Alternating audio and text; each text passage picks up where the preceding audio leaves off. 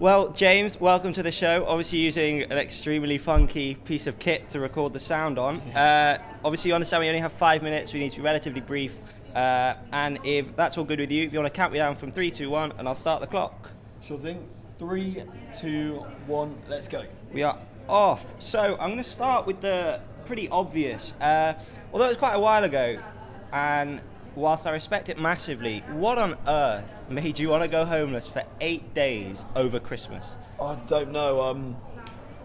I think it was a mixture of things. It's sort of 3 different levels. Firstly, I went.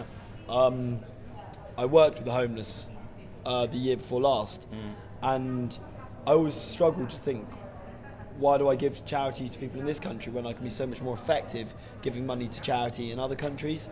So, but rather than sort of make an unintelligent view and just straight away go out there with it, I said I'd get some experience, and it just broke my heart. The fact that we call ourselves a developed country, we're only developed because we've cut off our underdeveloped part. Do you know the average homeless person dies 30 years younger than the average person who has a house? Also, in terms of, I want to experience everything with my life, with the good, the bad, and the ugly. And I thought, how can I give to something I don't understand? So, for instance, I give to international development charities because I've worked in slums in Africa. So I give to homelessness charities because I've experienced homelessness and I know how hard it is. And what was the worst part about it? What was the lowest point on those 8 days? It's the total lack of recognition. It's people don't just move their eyes away from you as they walk away from you. They move their whole head at 90 degrees. So if you're not in their world, you're not part of their problem. Why do you think that is? Because we're all guilty of that. I've probably done that. But why do you think we do that with? I think it's a lot of media stigmatism that's gone a lot of stereotyping that's gone on. A lot of people you see who are homeless can be drunk, they can be drugs, but I think the media's really pushed that into something it's not.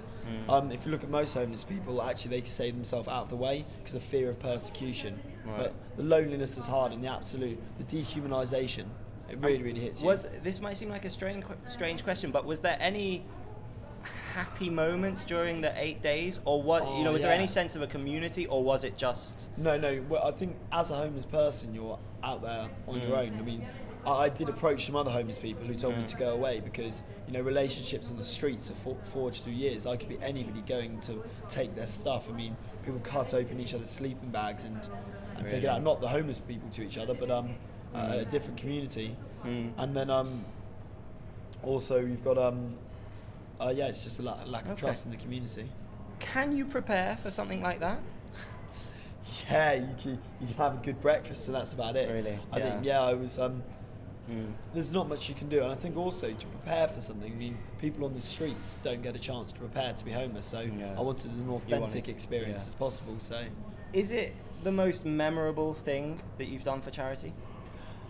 The second, I went to Africa and I worked in a few slums and worked in the large children's hospital in sub-Saharan Africa. Okay. And that was really memorable. I worked in a slum called Masifumileli, which is 46% HIV positive. Wow. And that sort of changed my life, sort of thing. Okay. And obviously you do loads of charity work, and you're currently dropped out of uni, or you have dropped out of uni? I've taken temporary withdrawal. Was that a big decision? Was that a big moment? No, it was a bit of a, like say, a YOLO moment. I was like, oh dear. I just feel that I've got an opportunity. This year I was put in charge of UK student fundraising, or nationally convening. So I work with every student fundraising organisation in the country, and I feel I can achieve much more doing that for a year than my degree. Yeah. My degree was getting in the way of my charity work. Fair enough. How long have you been doing charity stuff? Is it something you've really got involved with at uni, or has it been something that's present throughout your life? No, I worked in Oxfam when I was younger, just because of my gran. And then I actually wanted to be a playwright, of all things, but I went to Africa, and I remember walking through a slum and I saw a ka-ching box, the ones you get a safe deposit box for banks, and it said baby rescue on it. Wow. And so mothers just put their baby in a bin. Wow. And then that got you in.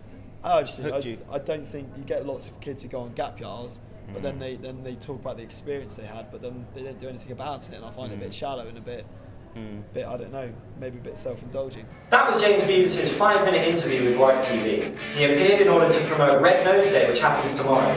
There's plenty of events going on around campus, from bungee jumping to world record attempts and lecture deliveries. So please show your support for a great cause and do something funny for money.